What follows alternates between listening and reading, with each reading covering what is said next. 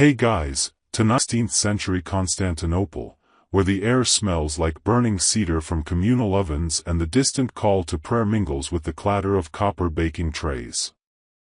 You're barefoot on warm cobblestones, squinting at a bakery where our sleep-deprived hero, a man history barely remembers, is about to accidentally invent breakfast's most twisted snack. Let me warn you, you wouldn't last an hour here. Between the scorpion-infested flour sacks and the fact that food safety meant, probably fine if the rat doesn't glow, modern life has made you soft. So, before you get comfortable, take a moment to like the video and subscribe, but only if you genuinely enjoy what I do here. Drop a comment too. Where are you watching from tonight? Edinburgh? Kuala Lumpur? Winnipeg? The magic of YouTube means we're all huddled in this bakery together.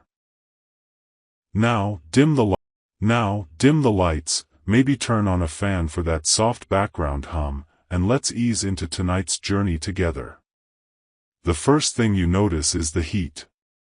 Even before dawn, Constantinople's summers cling to your skin like a sweaty linen tunic.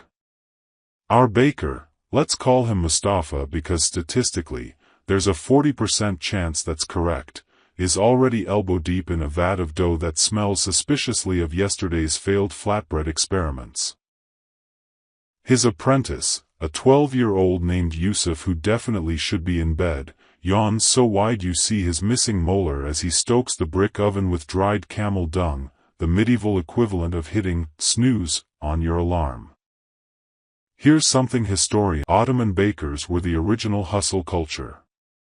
The sultan demanded fresh bread by sunrise, and if your loaves were underweight, congrats, your punishment was becoming human bread weight. Mustafa's knuckles are permanently dusted with flour scars from kneading enough dough to supply a small army, which, incidentally, he does. The Janissaries loved their carbs.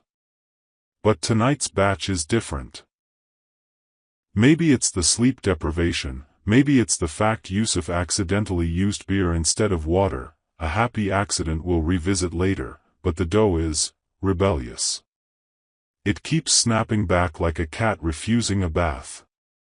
In frustration, Mustafa twists it into a loop, 3 times, and mutters what we can safely assume was the 1500s version of good enough. And here's your first obscure fact: those 3 loops?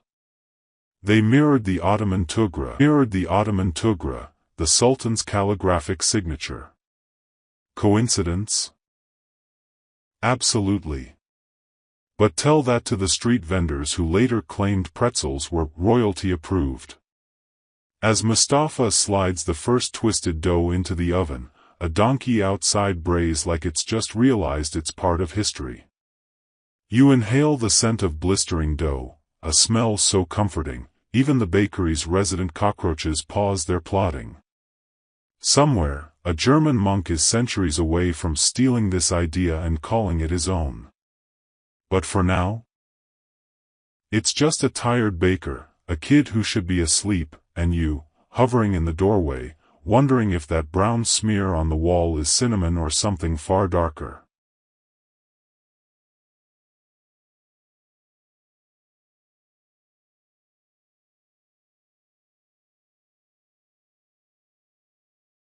The first pretzel emerged like a royal symbol and more like a drunken scribble, its surface blistered in uneven patches, one loop noticeably fatter than the others. Mustafa pokes it skeptically with a wooden spoon, the Ottoman equivalent of a food critic's review. Across the room, Yusuf sneezes directly into the next batch of dough. Hygiene? Never heard of it. But here's the miracle: that lopsided, beer-tainted abomination smells divine. The caramelized crust glistens with coarse salt, which, by the way, was worth its weight in silver because Ottoman tax collectors had a very specific salt monopoly. Mustafa breaks off a piece, and the sound is so crisp it echoes louder than the muezzin's dawn call. Now, let's talk about why this accident worked. Medieval bakers knew two things. 1. Beer made dough rise faster, thank you, wild yeast, and 2.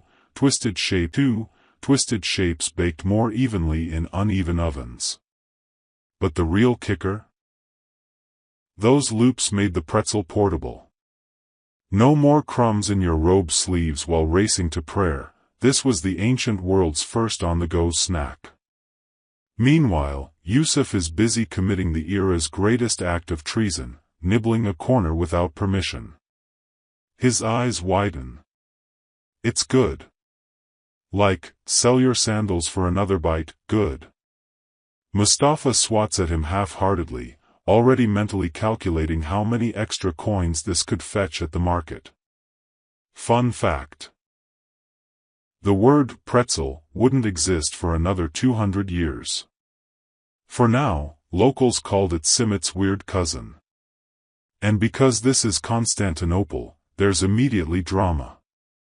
The baker next door, a grumpy Armenian named Garo, stomps over, takes one look at the twisted dough, and accuses Mustafa of stealing the shape from his grandmother's knotted bread recipe. Historians note, zero evidence of this exists, but Garo's passive-aggressive oven-slamming becomes a recurring soundtrack.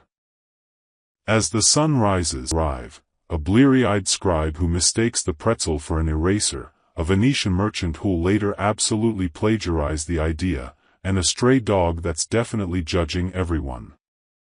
Mustafa prices the pretzel at 2 aki, roughly the cost of telling your mother-in-law you forgot her birthday. By mid-morning, the pretzel is sold out. Yusuf has salt in places salt should never be. And you? You're still hovering near the flour sacks, realizing this story has everything: theft, carbs, and a dog that probably started an empire.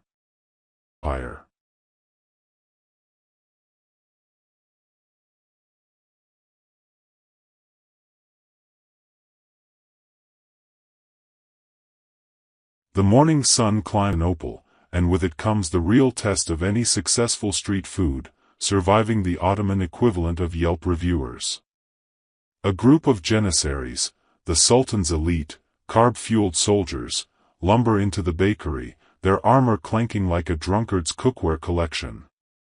One of them, a man with a beard so elaborate it probably has its own postal code, picks up a pretzel and squints at it like it's a coded message from the enemy. "What devilry is this?" he grunts, poking the pretzel's loops. Mustafa, sweating more than a snowman in the spice market, improvises a new design for a better grip during cavalry charges. This is a lie. But it's a good lie. The janissaries, who'd happily eat a boot if you told them it increased stamina, buy the entire tray. By noon, pretzels are being passed around the barracks like gossip in a bathhouse. Meanwhile, back at the bakery, Yusuf is conducting highly scientific experiments, like seeing how many pretzels he can balance on his head, current record, 3, until the cat intervenes. The dough's popularity has unintended consequences. The local Simit sellers, whose circular bread rings have dominated for decades, are furious. A delegation arrives, led by a man whose eyebrow twitch suggests he's one bad day away from switching careers entirely. "You're stealing our custom," waving a simit like a weapon. Mustafa, now channeling the energy of a man who's accidentally invented cereal, shrugs. The people crave novelty. Blame the Venetians. A timeless strategy. Obscure fact alert: the pretzel's salt wasn't just for taste, it was a status symbol. Commoners got a light sprinkle, the wealthy could request extra, which they'd lick off dramatically to show off. The Sultan's vizier allegedly once ate a pretzel so salty it crystallized his beard. As the day winds down, a new problem emerges: copycats. Down the street, a baker named Dmitri is selling his version, bragging they're Hagia Sophia blessed. They are not. Mustafa's pretzel monopoly lasts exactly 6 hours before the free market ruins everything. You, still haunting the bakery like a jet-lagged ghost, watch as Yusuf falls asleep in a flour sack. The cat claims his hair as a nest. Somewhere, a German monk scribbles notes he'll definitely credit properly later.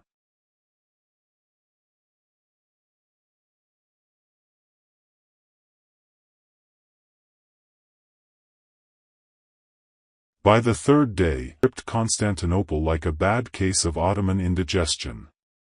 The Sultan's spies, who usually spend their time eavesdropping on Venetian merchants or figuring out which courtier forgot to pay their taxes, are now filing urgent reports about a dough-based disruption in the marketplace. Mustafa's bakery has a line stretching all the way to the hippodrome, where impatient customers start placing bets on how long it'll take to get served. You, still lingering near the oven like a jet-lagged time traveler, notice something peculiar: everyone is twisting dough now. A fruit vendor tries selling pretzel-shaped melons. A barber offers pretzel-inspired beard curls, with very mixed results. Even the local cats have started sitting in pretzel formations, though this is likely just to confuse the mice. But here's the twist, pun intended: the original pretzel is already evolving. Mustafa, sensing opportunity, starts experimenting. He adds sesame seeds, controversial. He tries a honey glaze, divisive. One ill-fated batch gets stuffed with lamb meat, creating the world's first calzone pretzel hybrid, which the Janissaries dub the stomach assassin. Little-known fact: it's the snack of scholars. Why? Because you could loop it around your wrist while reading, freeing up hands for scrolls, or more importantly, dramatic facepalms when Aristotle's logic got too confusing. Meanwhile, Yusuf has become an accidental celebrity. Street kids follow him chanting, "Pretzel Boy." A poet writes an extremely mediocre ode to his salt-sprinkling technique. Even the bakery cat, now fat on scraps, deigns to purr at him, which, in feline terms, is basically a Nobel Prize. But just as Mustafa starts pricing gold leaf-topped luxury pretzels, marketing genius or hubris? Yes, disaster strikes. A donkey delivering flour sneezes directly into the day's dough supply. The resulting batch emerges from the oven looking like abstract art. Mustafa, ever the entrepreneur, rebrands them as rare rustic-style pretzels, and charges extra. As dusk falls, you catch a glimpse of Garo, the rival baker, lurking outside. He's muttering about dough justice and cradling something suspiciously pretzel-shaped under his cloak. The cat arches its back. The plot thickens, unlike Mustafa's latest batch.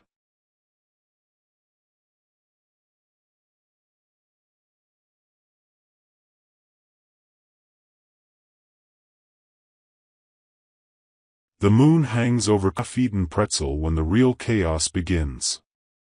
You're jolted awake by the sound of clattering pans, not from the bakery, but from the street, where Garo and his gang of disgruntled simit sellers are attempting the world's first recorded carb-based corporate espionage. One of them, a man whose eyebrows could double as siege weapons, is elbow-deep in Mustafa's flour sacks, scooping fistfuls of dough like a raccoon in a pastry shop. Another is trying, and failing, to sketch the pretzel shape onto a clay tablet, his artistic skills so bad it looks more like a noose than a snack. Mustafa, roused from sleep by Yusuf's dramatic whisper screaming, "Master!" The dough thieves, stumbles outside in nothing but his undershirt and a single leather sandal. The scene that unfolds is less glorious confrontation and more sleep-deprived slapstick. Garo trips over a stray cat mid-theft, sending stolen dough flying into the air like edible confetti.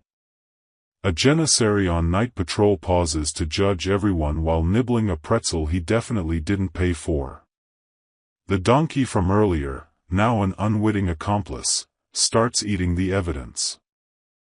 Obscure fact, by hand amputation under Ottoman law, unless the thief was a donkey, in which case the law just sighed deeply and moved on. By dawn, the culprits scatter, but the damage is done, the secret is out. Within days, every bakery from Galata to the Golden Horn is selling some version of the pretzel. A Persian merchant adds saffron and calls it the Sultan's twist. A Greek sailor insists looping the dough 3 times invites bad luck, so he makes his with 4 loops, heresy. Mustafa, ever the pragmatist, pivots to pretzel innovation. He invents a travel pretzel, stale by design, to discourage snacking en route, marketing fail. A mini pretzel, for the Sultan's squirrels, historical record unclear on whether squirrels actually wanted this. A failed pretzel soup that even the bakery cat refuses to touch. Meanwhile, Yusuf has started a pretzel-based gambling ring where street kids bet on how many loops a seagull can steal mid-flight. Current record, 2, before the bird drops it on a shocked nun's head. As you watch Mustafa knead another batch, a wandering dervish stops to declare the pretzel, a metaphor for life's endless cycles. Mustafa, covered in flour and existential dread, replies, "Or maybe it's just bread."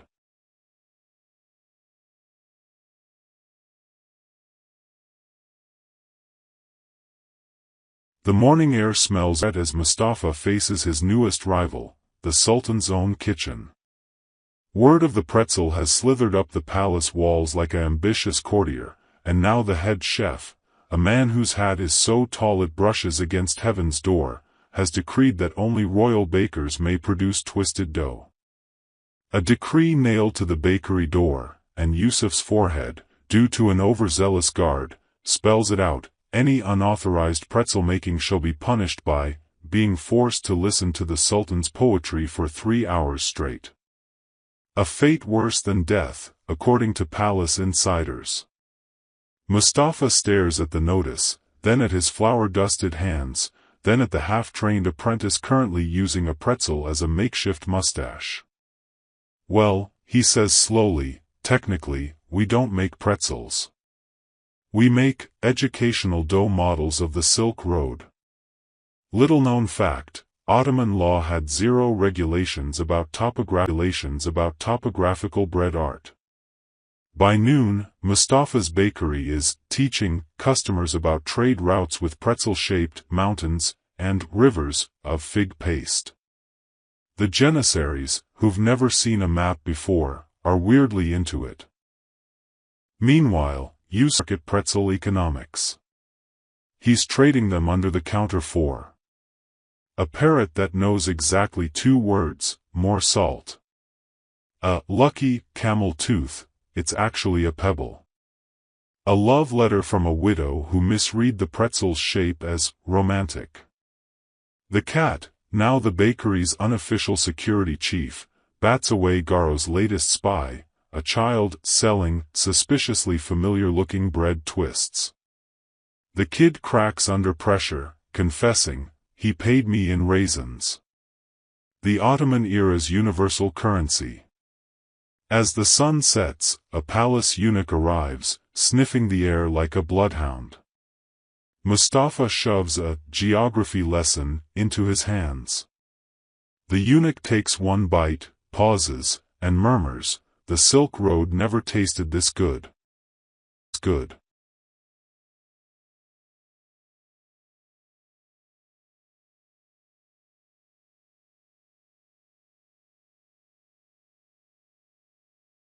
The Sultan's kitchen's pretzels are now officially contraband. But like any good outlaw, he simply goes underground, literally. You follow him and Yusuf through a trapdoor hidden beneath the flour sacks, descending into Constantinople's secret world of bread crime. The air smells of yeast and paranoia as you enter a cavernous cistern repurposed as a rebel bakery, where a Byzantine defector kneads dough using a stolen Venetian ore. A one-eyed nun operates a highly illegal sesame seed smuggling ring. The cat from upstairs now wears a tiny gold collar, having been bribed into silence by Garo's faction.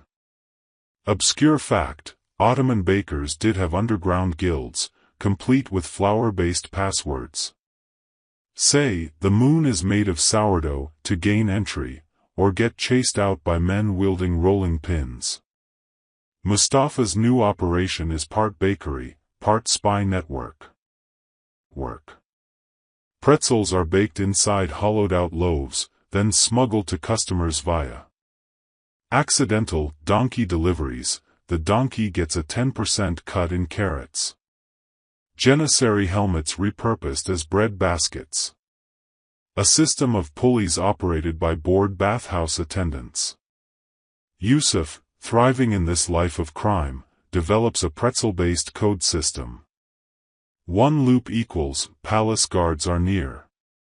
2 loops equals, the eunuch is bribable today.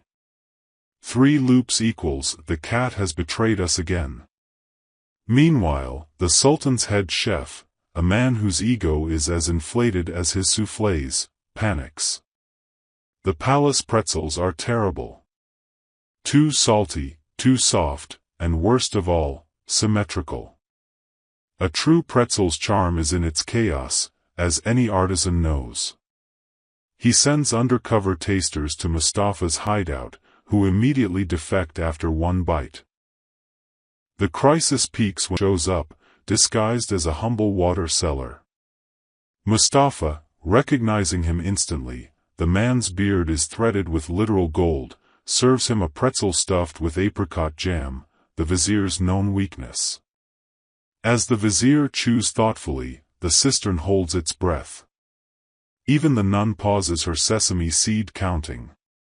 Then, a nod. The unthinkable happens: the Sultan's court legalizes pretzels, provided Mustafa supplies the palace and teaches the royal chefs his secrets. Yusuf immediately demands a title, pretzel ambassador to the imperial court. The cat, sensing a shift in power, defects back to Mustafa's side. And you? You're just relieved no one's recited poetry yet.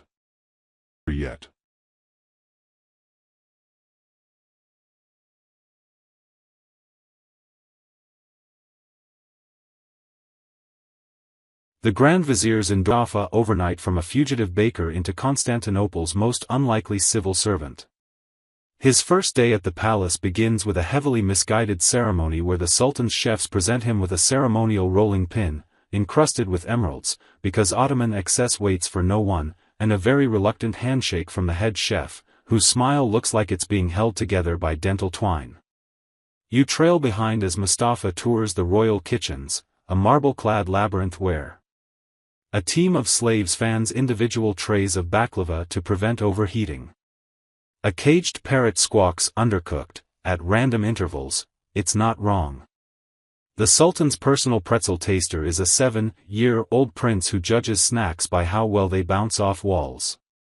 Obscure fact: Ottoman palace kitchens employed blind tasters for poison detection. Their heightened senses could identify bitter almonds in honey. Mustafa quietly notes this when the head chef gifts him a suspiciously fragrant cup of coffee. The real trouble starts when Mustafa attempts to standardize the pretzel recipe. The royal chefs, accustomed to decorating sugar cubes with miniature portraits of the Sultan, rebel against his peasant techniques. You knead with your bare hands? Like a farmer? Salt belongs inside the dough, not on top. This is barbarism. The loops are irregular.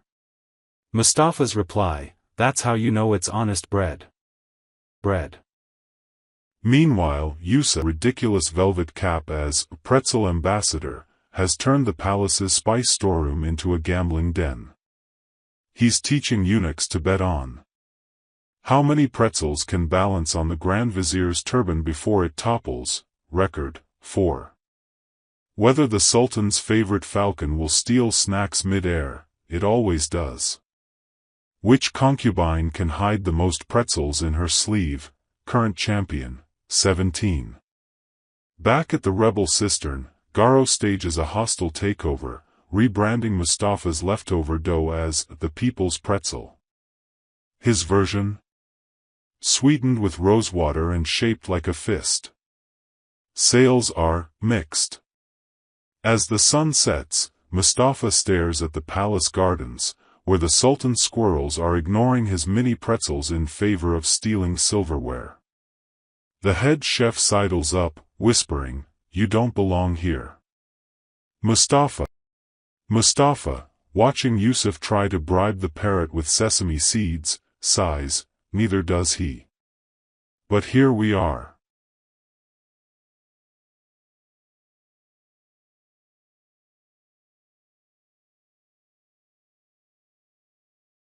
The moon casts long kitchens as Mustafa faces his greatest challenge yet. The Sultan demands a pretzel fit for his daughter's wedding. Not just any pretzel, a 3-foot-wide monstrosity, gilded with edible gold and stuffed with live songbirds, because nothing says romance like terrified chirping. You watch as Mustafa and Yusuf stare at the royal decree, which includes 17 pages of specifications, e.g., the dough must whisper when bent, and no more than 7 sesame seeds per square inch. The head chef smirks from behind a pillar, already rehearsing his "I told you so" speech. Obscure fact: Ottoman wedding feasts did feature surprise dishes, like pies full of doves that flew out when cut. Historians note this was less romantic and more a public health hazard. Mustafa's first attempt fails spectacularly. The gold leaf melts into a metallic sludge. The songbirds escape early, staging a rebellion in the flour sacks. The dough, overworked and underloved, collapses into a bread puddle. Yusuf, ever the innovator, suggests cheating. What if we bake normal pretzels but arrange them in the shape of a big pretzel? Genius or treason? The line is thin. Meanwhile, the concubines are using pretzel shards as currency to bet on the wedding's drama. The Grand Vizier keeps accidentally wandering into the kitchen to supervise, translation, steal snacks. Even the Sultan's mother, a woman so formidable she's rumored to have invented the evil eye, sends a note demanding a salt-free version for her delicate constitution. At midnight, Mustafa has an epiphany. The perfect pretzel doesn't need gold or birds, it needs story. He bakes a simple twisted loaf but carves the couple's names into the crust in tiny Arabic script. When presented, the Sultan weeps, possibly because the birds pecked him earlier. The wedding pretzel is not eaten. It's displayed like a trophy, then preserved in honey for future generations. Centuries later, archaeologists will find it and very regretfully lick it. As dawn breaks, Mustafa sneaks back to his old bakery. Garo's rosewater pretzels have bankrupted him. The cat, now mayor of the street, purrs at Mustafa's return. Somewhere, a German monk finally perfects his knockoff recipe.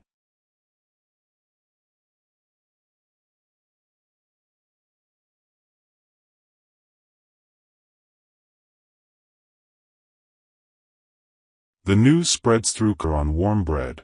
Mustafa has been pardoned, but the Sultan now demands a pretzel tribute every full moon, each one more elaborate than the last. The first assignment? A savory pretzel woven with 40 cloves of garlic to ward off evil spirits, and possibly any nearby diplomats. You watch as Mustafa and Yusuf turn the bakery into a pretzel laboratory. Version 1. Stuffed with lamb and pine nuts, too luxurious. The Janissaries riot when it's not distributed to the troops. Version 2. Infused with black pepper from India, so potent the Grand Vizier sneezes into the Sultan's wine. Version 3. the cat sits on it. Instant failure. Obscure fact: Ottoman food tributes were a real form of tax payment. One governor once sent 1,000 melons to avoid audit. It worked. Meanwhile, Yusuf has started a pretzel newsletter, scratched onto flatbread with a nail, detailing palace gossip: the head chef's new beard oil is alarmingly flammable. Pretzel innovations: try dates in the dough. Note: do not try dates in the dough. Rankings of Constantinople's worst pretzel knockoffs. Garo's Saffron Swirl scores a harsh 2 out of 10. The bakery cat, Sultan's pretzel quality inspector, rides around in a miniature litter carried by very confused street urchins. It rejects pretzels by knocking them off tables, a system so effective the palace considers adopting it for tax collection. Disaster strikes when the Sultan requests a sweet pretzel for his new favorite wife. Mustafa, overconfident, experiments with honey and crushed violets, forgetting that this wife hates violets, and also him, now. The resulting pretzel is banished to the palace dungeon, where it's eaten by a very disoriented rat. As punishment, Mustafa is ordered to create the world's smallest pretzel, a challenge that consumes 3 sleepless nights and all of Yusuf's patience. The final product? A pretzel so tiny it balances on a grain of rice. The Sultan loves it, then accidentally inhales it. The court holds its breath. The Sultan sneezes. The pretzel is gone. A eunuch whispers, a metaphor for life, really.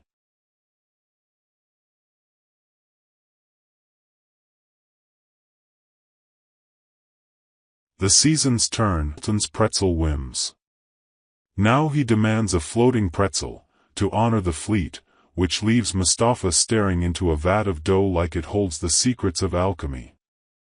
Yusuf, ever the optimist, suggests just throwing it really hard at the water, while the bakery cat watches with the disdain of a creature who remembers when this establishment had standards. Obscure fact: Ottoman sailors did believe food could influence the waves. Ship biscuits were often stamped with prayers to prevent sinking. Spoiler: it never worked. Mustafa's experiments grow increasingly desperate. A cork-stuffed pretzel that floats but tastes like a Venetian merchant's sandal. A hollow pretzel that immediately capsizes under the weight of its own salt. A fish-shaped pretzel that outrages both bakers and marine life.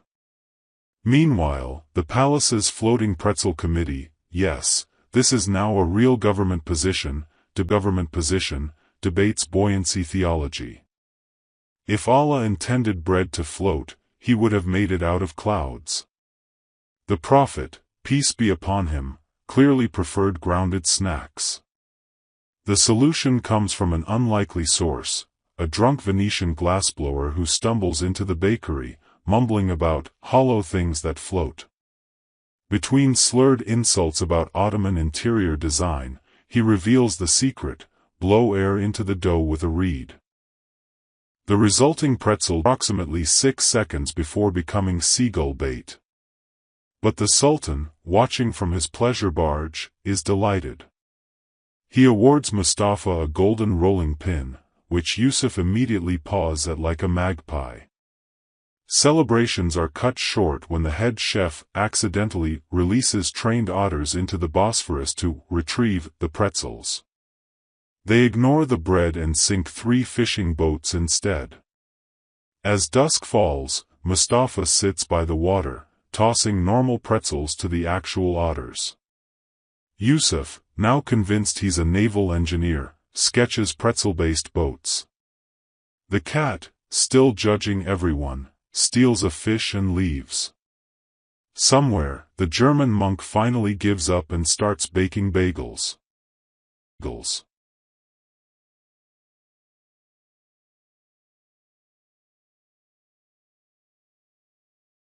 Winter arrives in Constantinople. It comes the Sultan's most baffling request yet, a pretzel that stays warm for hours, to comfort the troops on the Hungarian front. Mustafa stares at the royal messenger, then at the snow piling up outside, then at Yusuf, who's already attempting to solve the problem by stuffing a pretzel into his armpit. Obscure fact: Ottoman soldiers did receive comfort rations, usually hardtack and dried figs, but morale plummeted when someone realized the figs looked suspiciously like dead mice. Mustafa's warm pretzel project begins with disastrous trial runs. Version 1, wrapped in sheep intestines, result, tastes like regret. Version 2, baked with hot stones inside, result, 3 broken teeth. Version 3, carried by running children, result, 0 pretzels delivered. Meanwhile, the palace's thermal bread division, a real department, staffed entirely by failed alchemists, insists the answer is mercury. Mustafa politely ignores them. The breakthrough comes from who overhears Yusuf complaining. She demonstrates how Persian wool traps heat, and within hours, the bakery is repurposing rug scraps into insulated pretzel sleeves. The final design. Dough laced with rendered lamb fat, for staying power. Wrapped in felt and sealed with beeswax. Labeled with encouraging messages like, "Don't die, please." The Sultan adores them. The troops? Less so. When the first batch arrives in Hungary, the soldiers mistake them for foot wraps. Historical records note, they were delicious, if slightly fuzzy. Back in Constantinople, Mustafa's bakery becomes a winter sensation. Customers line up for self-warming pretzels, including a shivering Venetian diplomat who claims he's just browsing. The Sultan's newest wife, who smuggles them into the harem under her skirts. The Janissaries, who immediately weaponize them as edible hand warmers. Garo, still bitter, opens a rival stall selling cooling summer pretzels, just normal pretzels dipped in well water. Sales are slow. As the first snow melts, Mustafa catches Yusuf trying to market pretzel-flavored snow. The cat, now too fat to jump, watches from a custom pretzel cushion. Somewhere in Germany, a monk burns another batch of knockoffs and blames the weather.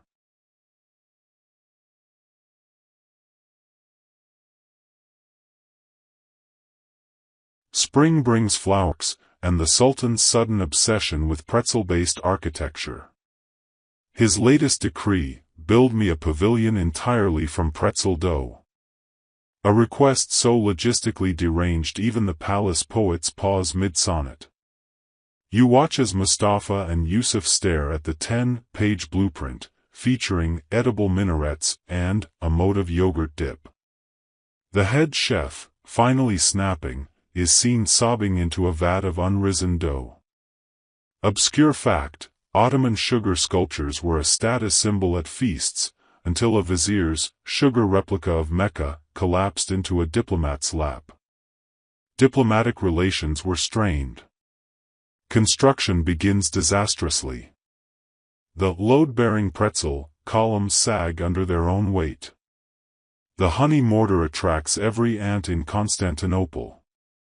Yusuf's quick-drying glaze, egg whites, just makes everything sticky. The Sultan, undeterred, declares the dough just needs faith, and orders 100 dervishes to whirl around the structure, for divine support. Result: several dervishes slip on glaze and take out a wall. Meanwhile, the bait, too important to walk, is carried to the site on a pretzel litter to supervise. It immediately claws a dervish's robe and flees with half the sacred dough. The final blow comes when the Sultan insists on inaugurating the pavilion by eating the door. The structure groans, then collapses into a heap of sugary rubble. The crowd cheers. This is far more entertaining than actual architecture. Mustafa, covered in honey and existential dread, is pardoned when the Sultan discovers the rubble tastes amazing with tea. As the dust settles, Yusuf quietly pockets blueprints for Pretzel Palace 2.0. The cat, now the unofficial mayor of a dough-based wasteland, licks its paws. Somewhere, the German monk gives up and opens a brewery.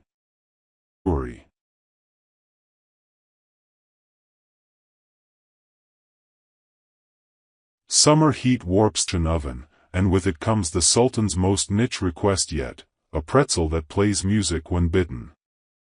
Mustafa, now beyond questioning royal logic, simply nods and stares into the middle distance.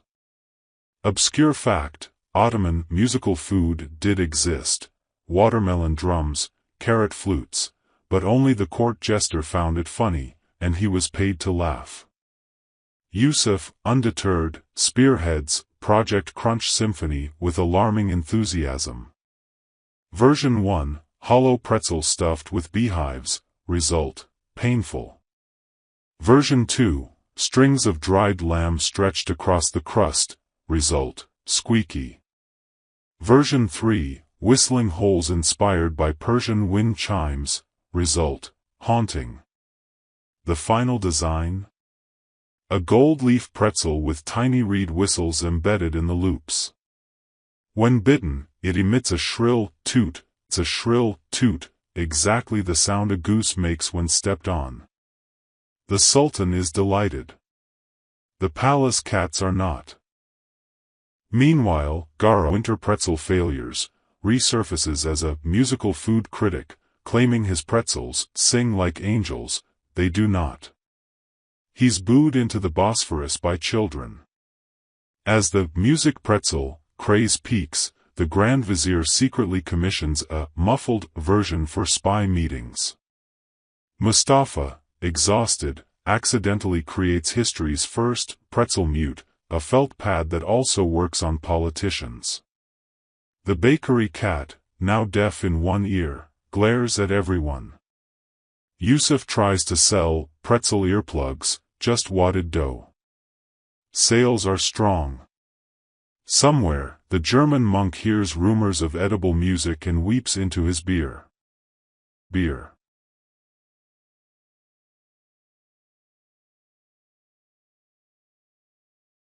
Years blur like over. The Sultan dies, mid-bite into a firework pretzel. The bakery changes hands 7 times. Yusuf vanishes into Persia, legend says, as a spice smuggler. You linger in the empty bakery, now just dust and ghosts of yeast. The cat, ancient and cranky, hisses at nothing. Mustafa, old and forgotten, still twists pretzels out of habit. They're lopsided now. No salt. No loops. Just something to do with his hands.